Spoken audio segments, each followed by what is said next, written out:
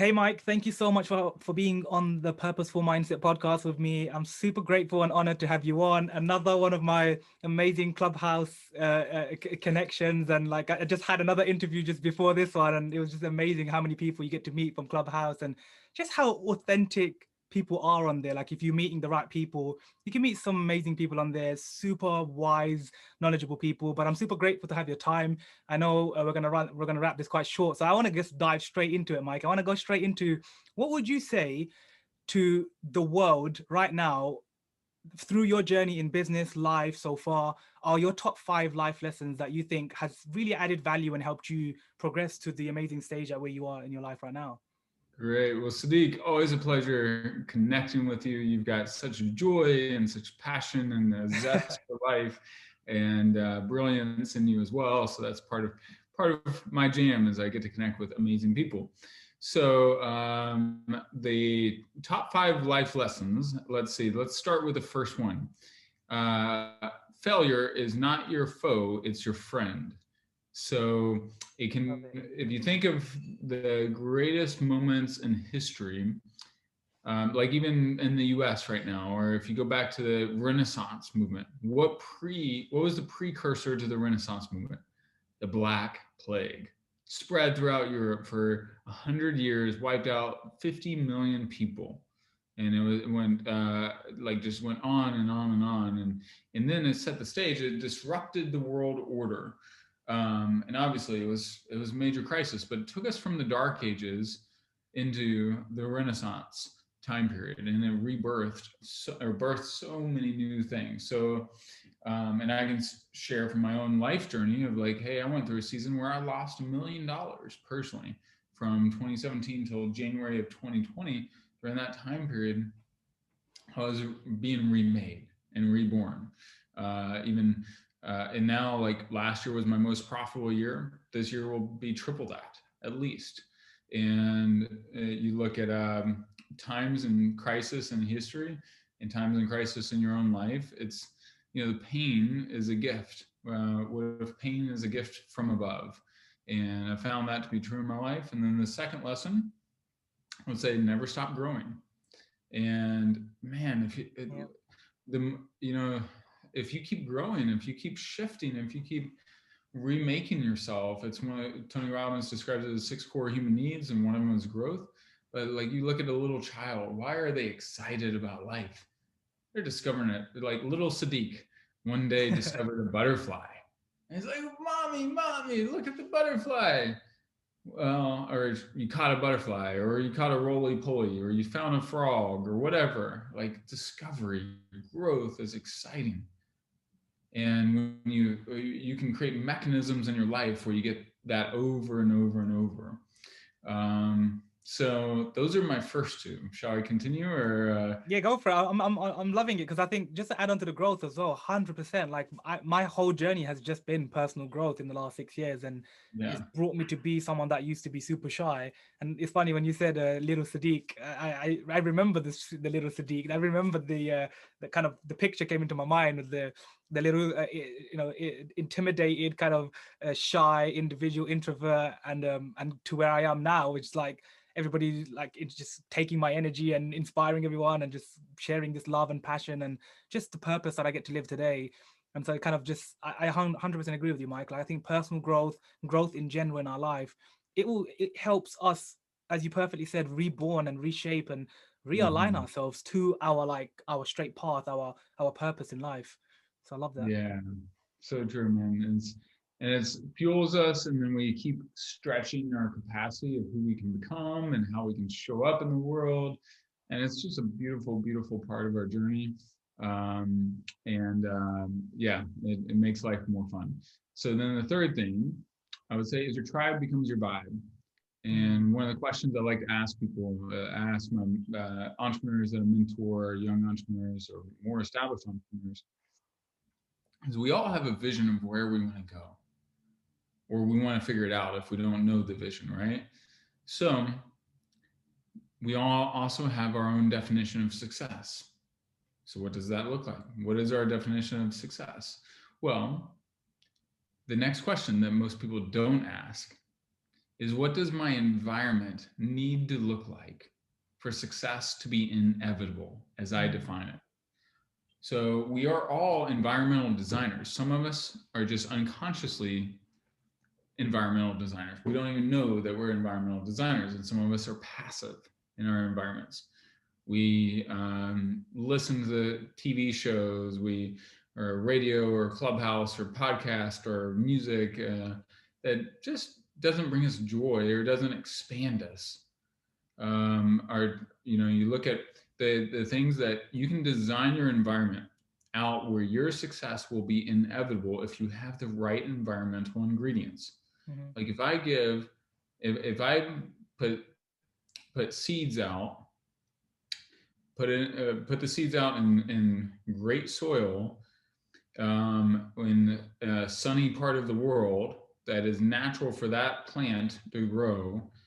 If I plant the seeds right at the right time of the year, environmental design, if I do all those things, eventually the plant's going to grow. Like it's going to come out. It doesn't have to strain. Like, if you think of, there's certain things we do, like you and I, we don't have to strain to think about breathing. Our body's already programmed to breathe. Our heart's beating. It's already programmed to beat. But what if our environment could do the same for our success? What if our design reflected and supported instead of sabotaged or undermined our success? So it's like, if I look at environmental design, what are the hallmarks of environmental design? Who are the people I'm surrounding myself with? That's the number one thing, right? If I put myself in the right proximity to the right people and don't allow anything else, and I'll give you a story. A pro golfer, I think his name, if I remember correctly, is Jordan Spieth. A friend of mine, one of my previous clients, was a pro golfer. She played a round of golf with Jordan, and she asked him, Jordan, so we didn't know each other very well, but you agreed to play a round of golf with me. So who do you agree to play a round of golf with or not? And he says, if they're pretty decent, I'll play with anyone one time. But if they have a negative comment one time while we're playing, I will never play with them again. He says, I'm not going to tolerate that in my environment, right? And that's why he's won some major championships, because he doesn't tolerate certain things. That's his process, his environmental design for success. Michael Jordan, when he played basketball, and even when he played baseball, he got up every morning, did his, had a good breakfast, got his workouts in, did his thing, was focused on what he wanted to create. So your environmental design is your people. Like, that's why I love masterminds. That's why I lead virtual and in-person masterminds. I'm always leading one. I'm always in one. It expands your world, makes it just natural, that just as much as the sun shining on the dirt. Then what do I read? If I am hyper intentional about the books I read, do I listen to great podcasts like this one? Do I talk to great people? Do I have scheduled lunch with people that continually expand me? If I'm single, am I dating people that expand me or people that use me? Am I a user of others, myself, or am I a giver? Someone that brings joy. So that's the third one. Anything else you want to add? No, honestly, I 100%, like, I'm just listening, just kind of introspecting on what you're sharing, and it's so true, man. Like, we are the people that we surround ourselves with. Like, if we are around those negative people, which I have been in my life, if I carried on staying with those people and didn't cut out those friends that were negative, then I wouldn't kind of have the mentality that I have today. Like, everybody says, wow, you're 28 and you think like you're 38. And I'm like, because everybody around me is older than me, and they're wiser than me, and they're smarter than me. And having a podcast just allowed me to surround myself with people who are just doing amazing things in their life. And I get to just take a little piece of the energy, a little piece of their wisdom, and I get to take Mike's wisdom and share it with the world at the same time as me listening right now, just introspecting myself and learning. This is my form of learning, like, I'm a visual learner, so I love conversing and I love that's why I loved Clubhouse, because I was like, you can, just literally surrounded myself with all these amazing people. And all I did was ask. Like I never take from them. I never asked them to give me something apart from like half an hour of their time, and just be like, Yeah. can I just speak to you like for 30 minutes and just get to just extract your 30 minutes of your wisdom. Same time I'm learning, I get to share it with the world as well. So yeah, I love what you're sharing so far, man. So good. Yeah. Well said, Sadiq. Yeah. And if you think another piece with this, the fourth one that I would add is it is in essence find beauty. And this is contradictory, but beauty, right, it's not what you would expect. But if you seek out and you find beauty, that elevates your spirits, elevates your soul. You get yourself in beautiful, inspiring environments, whether it's traveling, whether it's like if I'm trying to dream big in my life, but I'm looking at a dark, dungy wall, or I'm in a ugly, like really ugly apartment. I don't care if you live in an ugly apartment right now. Don't go set your goals in your ugly apartment. Mm-hmm. Go set your goals in the most beautiful coffee house, most beautiful hotel lobby, most inspiring environment you can Visualize, yeah. possibly find. Because it stretches you. Beauty has a way of renewing our soul. Beauty nourishes us. Why? And you think of like when people think of some of their most alive moments, heart-stirring moments, it's when they experience beauty in some form or another. Maybe they were on top of a mountain, maybe they were at the Grand Canyon, maybe they saw a beautiful moment of love between a man and a woman, or a child, or whatever. Like they saw beauty. So if you put yourself in proximity to beauty, I feel like beauty consistently nourishes our souls. What else? The fifth one. I had a fifth one, and then it escaped me. Oh, here's the fifth one. All right. People that do exceptional things in life, they find themselves in exceptionally right positions. So Yes, you think I love that. much of life, like Steve Jobs and Bill Gates were at the dawn of the computer age, and they helped usher it in. And you look at social media age, Mark Zuckerberg, boom. Now they also happen to be incredibly gifted and wired for that. And I believe that everyone has a calling. I believe everyone has a zone of genius. In fact, I'm writing a book on it, and I have a course on it called Find Your Genius, Your Natural Pathway to Wealth, Fulfillment, and Impact. And this is where you find your deepest state of flow. This is where you find what on earth you're here for. When you find that, your soul comes alive, it comes easier. It doesn't mean it's easy, but when you're in the midst of it, and you will have more drive, more resolve, also more resistance or more obstacles to face sometimes, to pursuing your greatness and to pursuing the impact that you're called to have in your life.